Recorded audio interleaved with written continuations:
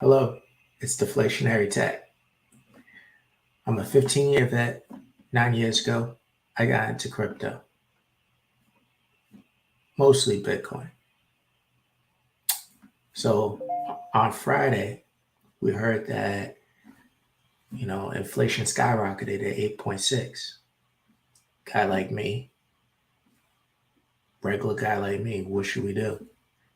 So I went through YouTube just like everybody else, and I've packaged it in a way that we can kind of figure out what's the next move.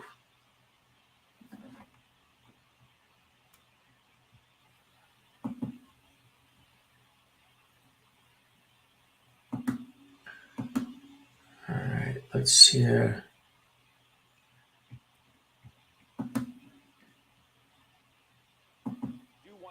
Some reports on the Fed. Late day, and that is the Wall Street Journal scoop. About an hour ago, that the Fed is considering a 75 basis point rate hike this week. Let's bring in the reporter who broke that. It has telegraphed it as well as any Fed. A 75 basis point rate hike this week. Let's bring in the reporter who broke that story. Nick Timmeros of the Wall Street Journal is with me now. Thank you so much, very much for being with me. This was, in fact, a market-moving story. Tell me more. Well, thanks for having me, Scott. It looked a week ago like the debate at this meeting was going to be about, whether Chair Powell would signal 50 basis points for September versus 25. Obviously, the inflation data on Friday, the University of Michigan expectations report, the New York Fed had an inflation expectations report this morning. Those were negative. Those were not what the Fed wanted to see. And so now you do have a debate this week about whether it's going to be 50 or 75 basis points.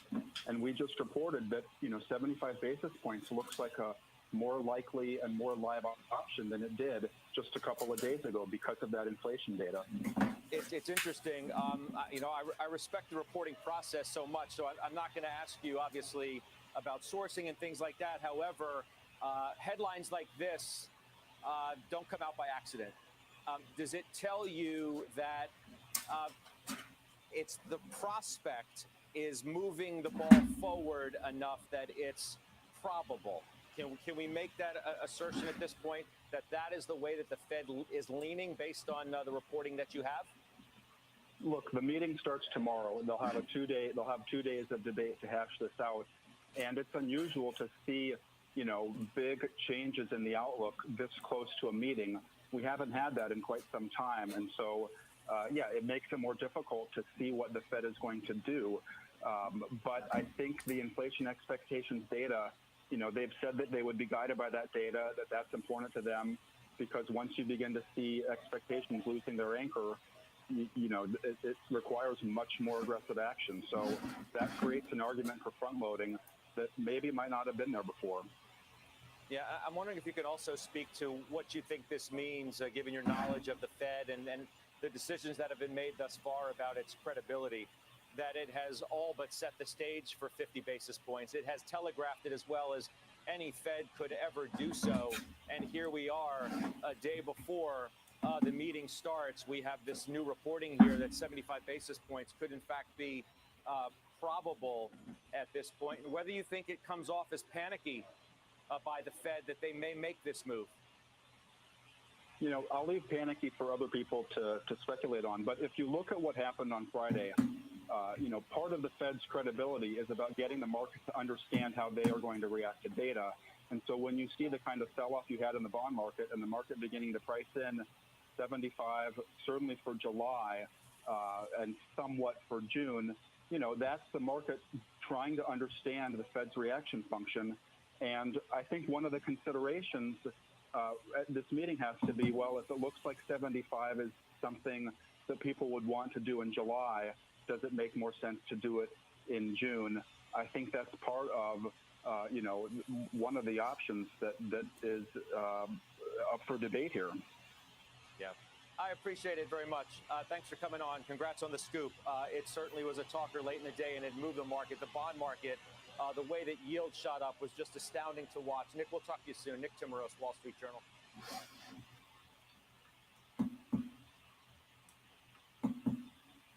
So the big key things I heard about there was that the Federal Reserve is going to be checking, having two meetings, one on the 14th and one on the 15th. So I guess in those 2 days, they'll be debating if they should do a 50 or 75 BPS, or a rate hike. What it seems to me, the news that we've heard sounds like it just recently came up, and it's probably because of what the Fed's seen and the reaction of everybody on Friday, knowing that the interest rate has risen to 8.6 when it was 8.3 before. I'll show you guys some more stuff. Give me a second. I'm struggle streaming right now.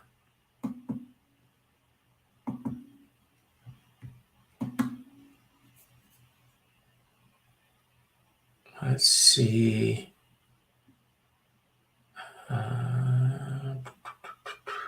Let's check out the meeting calendars.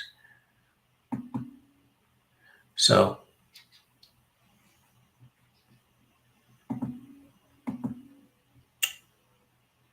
all right, you guys can see that, right?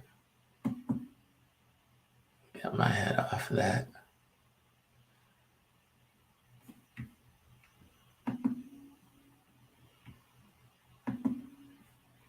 Well, hopefully you guys can see the meeting calendar. So, meeting calendar, statement, and minutes. So the FOMC holds 8 regularly scheduled meetings during the year and other meetings as needed. So right here, we're looking at the meetings from January. It also says the dates right over here, January 25th and 26th. And let's go to the one that we're dealing with right here. So we got one in June of 14th and 15th, and one in July. So my thoughts is markets are going to continue going down. It looks like the Federal Reserve is picking recession over protecting us from interest rates. So it's either cause recession or tame inflation. And he's, he looks like he's in the middle of a rock and a hard place. He's going to have to force recession. So for the people that are into Bitcoin like me, let's see what Pump has to say about this.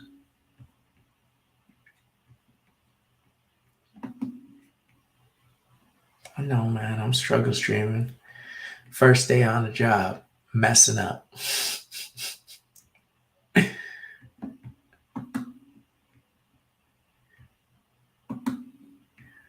Yeah, let's see me.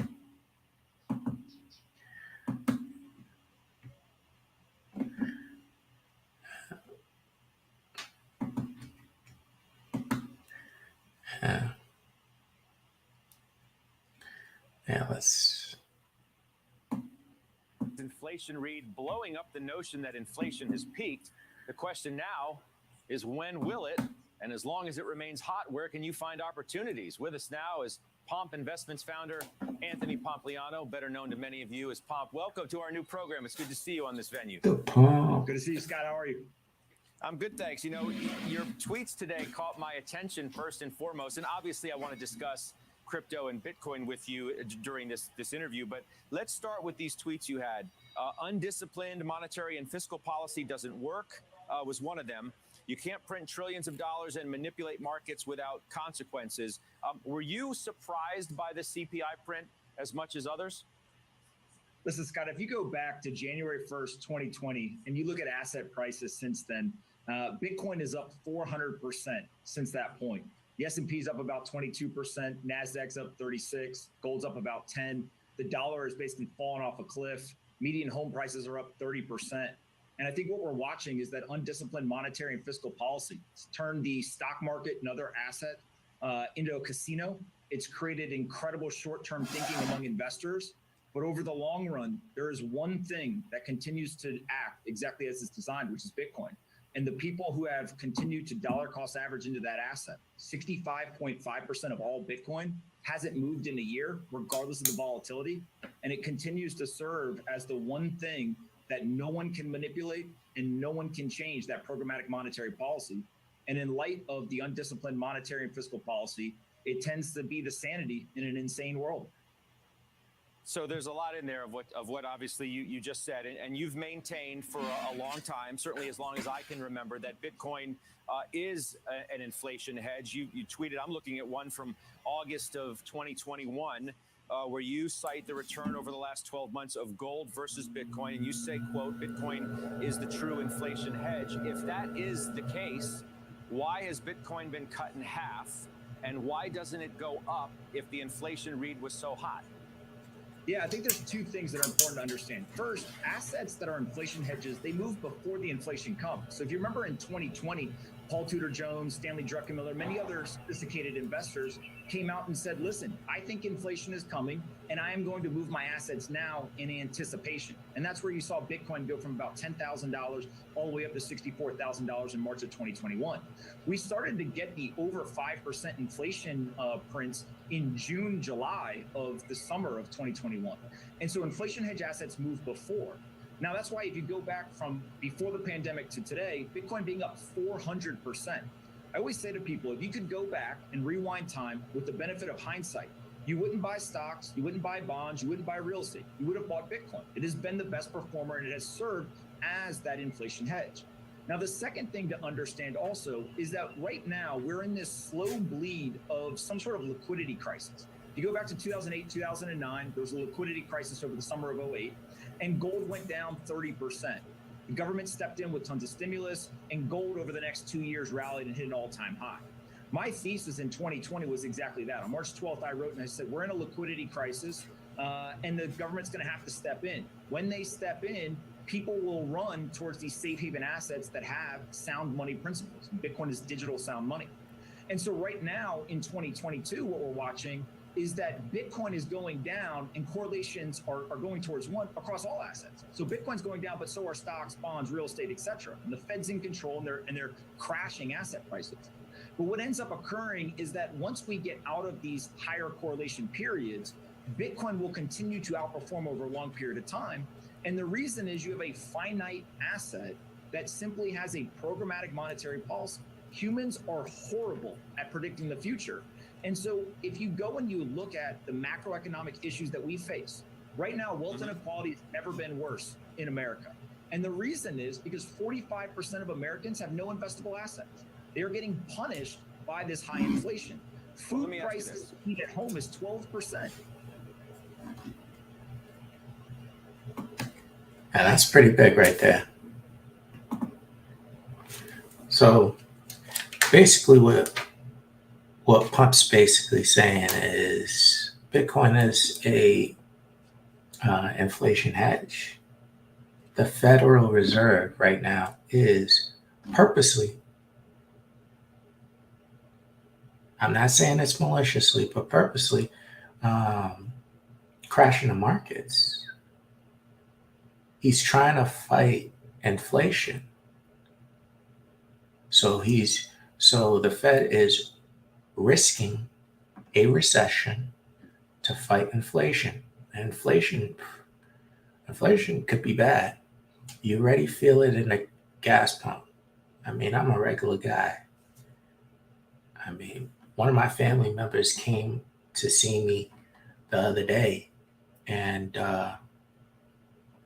he went to the gas station with his tank half full, and he said to fill it cost him like $67. That's pretty pricey for any type of vehicle. For any type of vehicle. So people are feeling it in their pockets. They're feeling it also in the grocery store. Meats are more expensive. I mean, I've been here. It feels like I've been here before, like 2008, when the housing crash happened. And it, it was, for my, especially for my mom, brother, and sister, it was devastating, really, pretty devastating. My mom owned a house and she had to sell it. And if you ever felt that before, selling a house or basically losing the house because you couldn't pay for it anymore, or any of your family members, it is pretty devastating. You have to move out of your house, you know, into a smaller apartment and stuff like that. So me, I was already overseas, but I got that call from my mom. I got that call. Hey, what's going on? We lost the house. I was like, oh shit, you lost the house. Hey, what could I do? Can't do anything. That messes with you a little bit. And then I'm trying to figure out how to improve my finance so it never happens to us again. I'm watching TV. I'm listening to Alex Jones. Remember Alex Jones, the person that got kicked out of YouTube? And then he had an interview with Max Kaiser. And Max Kaiser brought up Bitcoin. I was like, what? What's Bitcoin? He's like, Bitcoin's the future. So I do my little research. I'm like, wow, you can transfer money. Well, you can transfer a digital currency to somebody in a different country that has a wallet, but you could send it to them for less than what? Less than $1. This is the time where you had what's that thing called? MoneyGram. I think it charges you like 10% and stuff like that just to send it to somebody in overseas. I'm looking at people like, I'm Haitian, so people from America sending money back to Haiti and stuff like that. It's pretty big, man. It gets very expensive. So yeah, that was my first time. That was my first experience. Let's check out some other stuff. I want to give you too much of my sob story.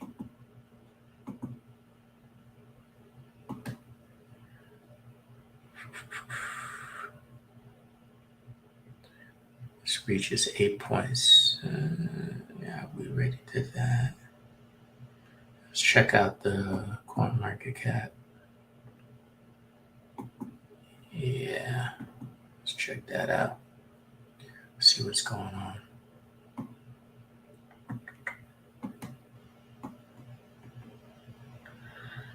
All right. So Bitcoin. Oh, that's Bitcoin right there. Coin market.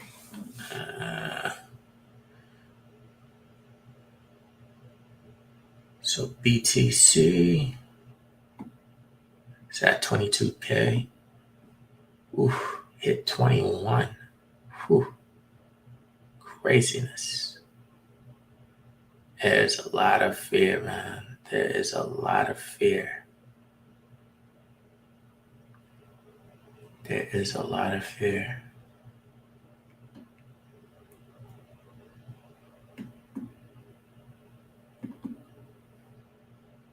We'll just go to the top 100. We'll scroll down there. Cardano 45, 22%. Oof. 7-day 27% down. Ethereum's getting hit over the head. It's probably because people are waiting for that the update. BNB down 24%. It's a little bit further down than regular.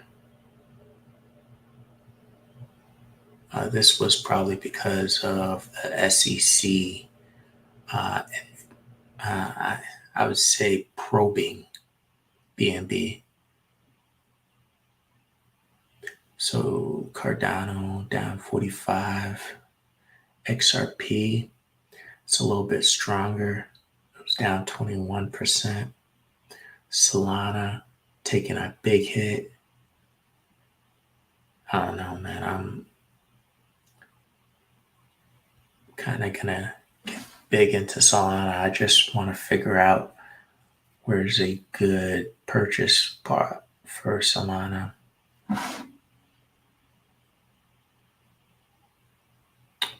Dogecoin. Whew, I know a whole bunch of people who purchase Doge. Buy Doge. I haven't seen it at 5 cents in a long time.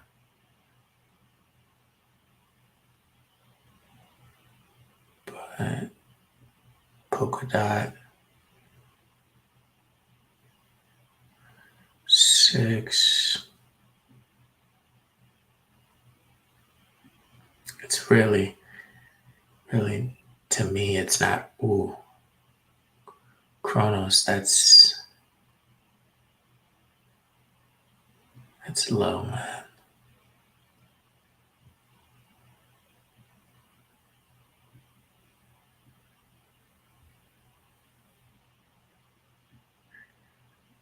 All right. Oh, Decentraland. That's not too bad. I'm like, it's not too bad, but it's really low, right? It's not like 6 months ago, huh? Shoot, we were flying high. To me, crypto moves in cycles. So the next cycle will be in 2024. That's basically Bitcoin's happening. I feel if you are holding, continue investing. I'm not saying right now. I'm saying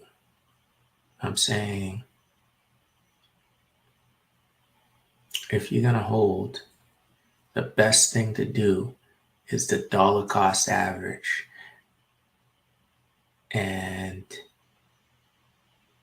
if you have losses, you got a dollar cost average to get those losses down. So let's say you bought Bitcoin at 50,000 or something like that. Something crazy like that. You bought Bitcoin at 50,000 and now it's at 20,000. I would dollar cost average down if you're holding. So when it starts to rise up, you get the benefits of that. But this is not financial advice, though. It's just my thoughts and entertainment.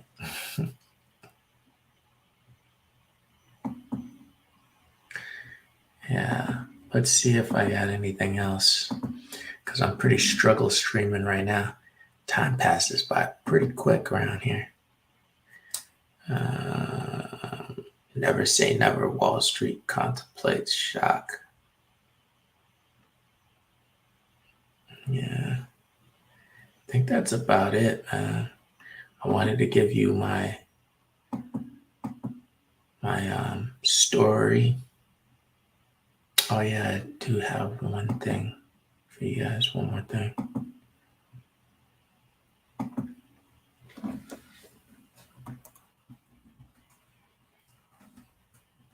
One second.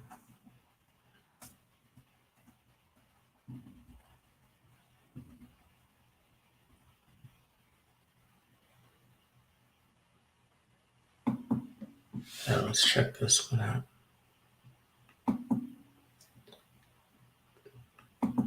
I got one last video for you guys, which will give you a little bit more confidence, a little bit more motivation. When I heard this, I feel like I know what to do now, you know? I feel like there is hope. People are going to be hurt, but if you make the right choices while everybody is afraid, you'll be good. But people around you, it's going to be hurt. It's going to be hurt. Hey, this is good motivation right here. It made me question a few things. One of them was working remotely. It's one of the things we talked about, right? The other one was, this and this and that. Some of the things that, I was looking at was, number one, we've been told, when I went and started working at Morgan Stanley Dean the day before 9/11, even when I was in the Army, everybody would say, buy a Roth IRA, diversification. That's a concept we've heard for a long time. Inflation increases gold. Whenever there's inflation, Peter Schiff, oh my gosh, gold's going to go because, we printed 40% of the U.S. dollar has been printed the last 18 months. Gold's going to go. Yes, cause and effect. What are your thoughts with some of these things where the traditional, conventional way of things have been questioned based on the last 18 months? Inflation and diversification are both bromides. There are these simplistic terms that people toss around, but no one really thinks very deeply about them, in my experience. Let's start with inflation. Inflation is not 2%. Inflation is not the CPI. It's not 7.5%. Inflation, properly understood, is simply the rate at which the price of anything appreciates in the currency, which is the frame of reference. Which means that you can calculate an inflation rate for a Picasso painting, which is different than a building in New York, which is different than a bond, which is different than a market basket of goods and services that you wish to buy, which is different than the market basket of goods and services I want to sell you. So what's the real inflation rate? It's a vector, right? It's not a scalar. A scalar is like 2%. No, it's not. It's like an n-dimensional vector, and there's a different inflation rate for everything in every place for every time period, dynamically evolving, right? Once you understand that, you realize that there's probably two inflation rates of interest. One inflation rate is the rate at which cost of living is going up for a middle-class family. That's not the CPI, because the CPI is a manipulated market basket set by a politician or a bureaucrat that is engineered not to go up in price very fast. Most average people would find that their inflation rate is higher than the CPI. And if, for example, we don't include the cost of buying a home in the CPI, even though it sounds so reasonable, just about any reasonable person would want to buy a house at some point in their life. So you can calculate a consumer inflation rate, which is different than CPI, but you can also calculate an asset inflation rate. That's the cost of getting rich or staying rich. If you want to be wealthy, it's not good enough to keep up with CPI. You have to actually keep up with the rate at which assets are appreciating, right? The cost of housing went up 18.8% year over year. Case Shiller, according to Case Shiller, right? That's another.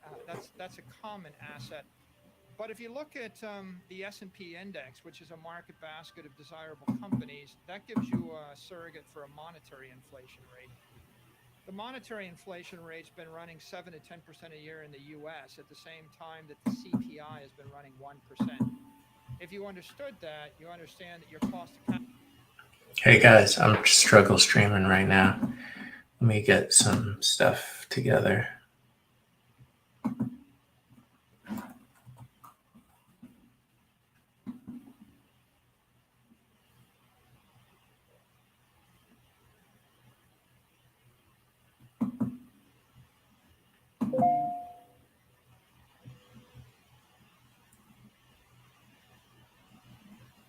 Testing.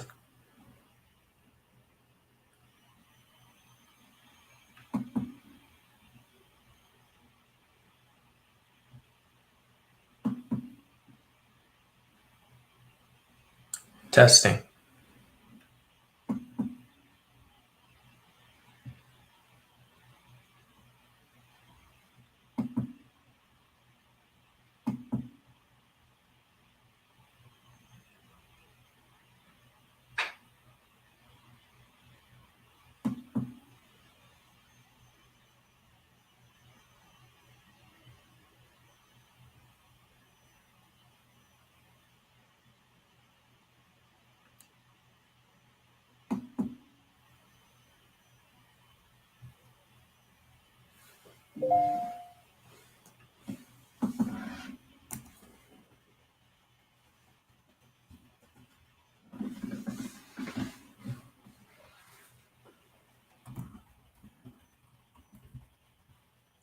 Yeah, just we'll get back to it for a second. Under working.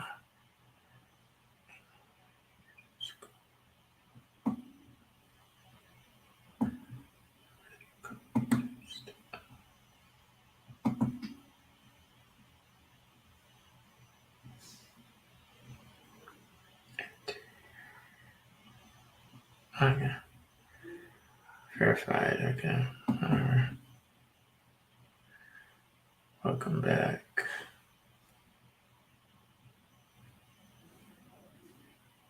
Meeting time. Create.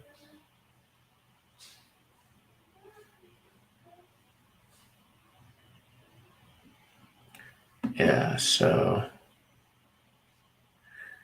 yeah, let's just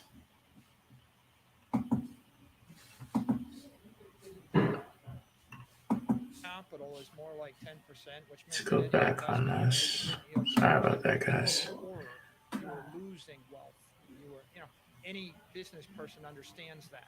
Couldn't get you to accept a 2% ROI on an investment.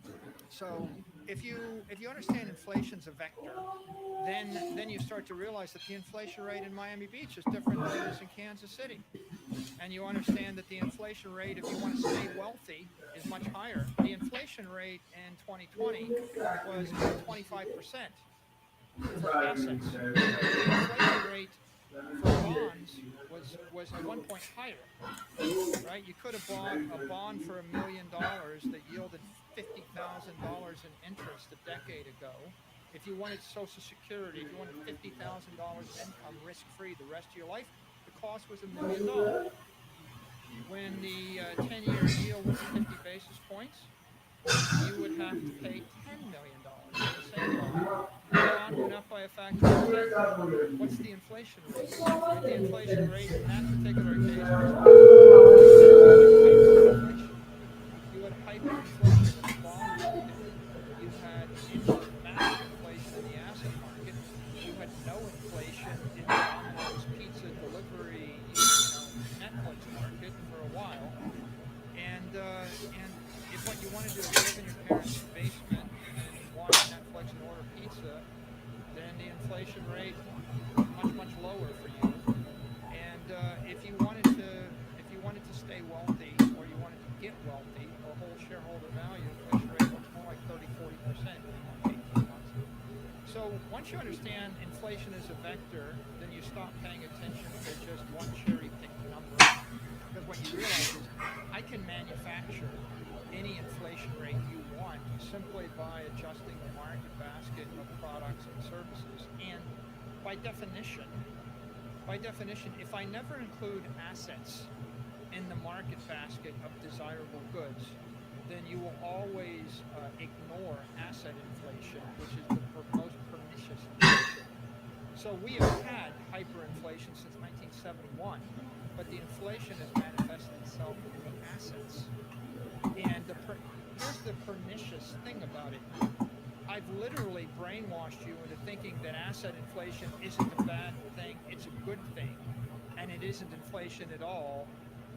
It's actually investment gain, right? So that's when I convince you that a bad thing is a good thing, right?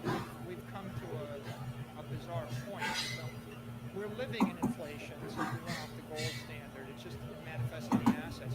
We have hyperinflation right now, which is manifesting itself in the assets more so than in the goods and services. Now, if you go to diversification, it's another bromide, another silliness. You should be diversified. Lots of people say that. A lot of times the people that say that to you want you to give them your money, right? It's like I'm a hedge fund manager, and so I'm going to stand up and tell you need a broadly diversified portfolio of like international equities and domestic equities and like some of these commodities, and it changes all the time. It's very complicated. It's too complicated for you to figure out, so you just give me your money. I'm going to charge you a 2% fee, keep 20% of the upside, and I'm going to invest in this hyper-complicated array diversification. I'll give you a simple idea. Go buy Bitcoin. Don't give me anything. I don't want your money. I don't want the 2%. I want 20% of the upside. And Bitcoin is a diversified index of the entire world economy, of the crypto economy as it comes to a country. You can believe one thing or the other thing. You can imagine if you're in the business of managing people's money, the last thing you want to do is tell them the answer is just buy this one thing and hold it for 100 years. How do I make money off of that? On the other hand, what's the problem with diversification? Well, first of all, the problem with diversification is selling the winner to buy the losers. And the second problem with diversification is you're not really diversified at all because everything you own is probably correlated to one currency, which is collapsing. So let's deal with them one at a time. If you own Apple stock in the year 2010, a mutual fund manager or a hedge fund manager would tell you he's going to diversify you because when Apple stock doubles, he's going to sell some of that so you can buy some HP or some Dell or some other IBM or some other computer company. And when Apple doubles again, he's going to sell some more to keep you diversified because he didn't want to have exposure to Apple. The problem with that is that at one point Apple became 150% of all the profit in the entire mobile market. That is to say, the winner eats everybody. Not only does it eat everybody, everyone competing against Apple is losing money to compete against Apple. So you're selling the winner to buy the losers. You're going to sell Facebook to buy the newspapers. You're going to sell Google so that you can buy every company competing against Google. You're going to sell Amazon to buy the other retailers. Amazon won. Walmart almost kept up. 15,000 retailers lost. Right? And why is that? Well, it should be pretty obvious why it is right now. When you have a dominant digital monopoly, the digital monopoly eats everything else, and Apple Computer is the most valuable company in the world because Apple Computer is literally the most valuable company in the world. They can ship product to 1 billion people over the weekend for a nickel, and their competitors can't. So selling the winner to buy the loser is an awful strategy. The only people that made money in the stock market in the last decade were the people that owned FANG. They owned Apple, Amazon, Facebook, Google, Microsoft. There's no diversification at all. So if you're investing in a stable currency, you have to keep in mind that digital monopolies are dominant and they crush everything else, and everything else goes to zero. So the only winning name another retailer you'd rather own than Amazon. So you're saying your theory. What I'm saying is that it's a different subject. We can talk about it a bit. What I'm saying is, if you're a conventional investor, the winners tend to crush the losers by far, and so diversification and selling the winner to buy the losers is not a good idea. Eventually what portion of the S&P return is attributable to 5 companies? 80%, something ridiculous like that, right? So now here's the other problem. I'm going to put you in Venezuela. Okay, so you're in Venezuela and you have a choice. You can buy one company in Venezuela or the entire index of Venezuelan stocks. Hey, that was pretty cool. It's pretty cool right there. What did we learn? It was a lot of stuff. So basically it was, I don't want your money. You control it. So many people, they have either TSP or what's it, 401k, 401k. And I guess they're too busy to be in control of their own money. So they ask other people to control it. Well, the people that control it are going to get something out of it. You know what I mean? With Bitcoin, you just buy it. Buy it weekly, bi-weekly, monthly, annually, semi-annually, and you're in control of it.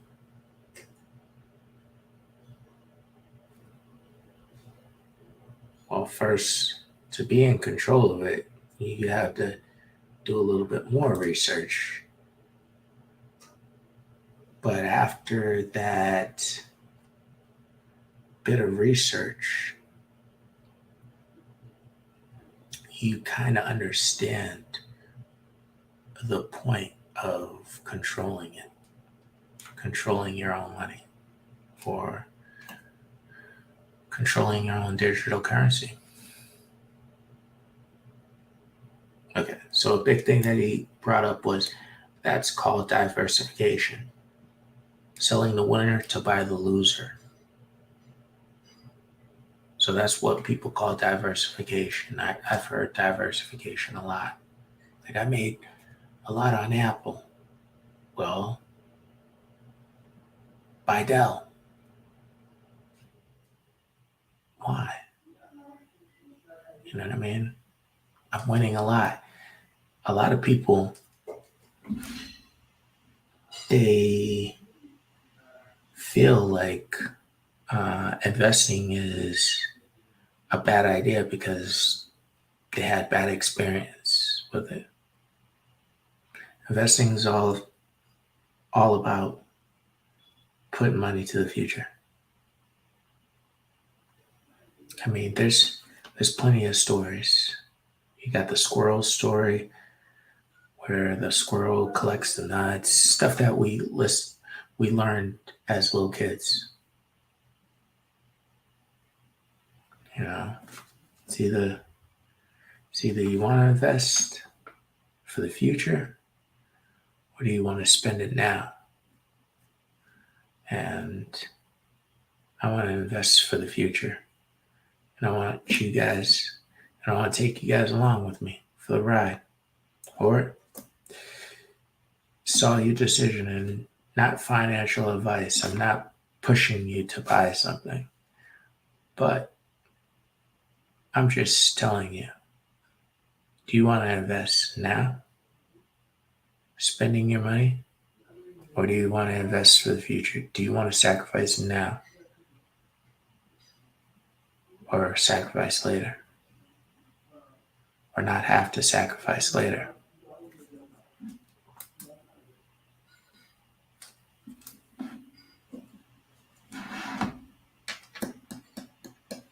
So we heard today, we heard that Friday, inflation went up 8.6, right? New high, 40-year high, right? Then we heard, then I showed you guys, then we heard, what was it, CNN? I got you right. I'm struggle streaming. Don't worry about me. We heard